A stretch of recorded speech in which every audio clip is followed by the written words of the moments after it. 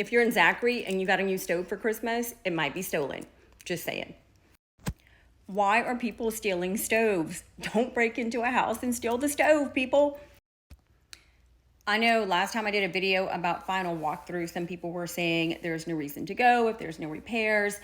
It's a waste of time, and I disagree, and I will tell you why. We had a closing on Friday that Mackenzie shows up to do final walkthrough, and apparently the night before, someone broke into the home and stole the stove.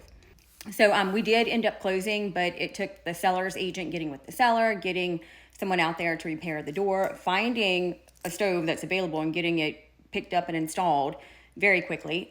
But so it did work out, but had we went to closing, we'd have never known about it. In Louisiana, after closing, it's yours. So it is important. I stand by what I said. Do your final walkthroughs and do them as close to closing as possible.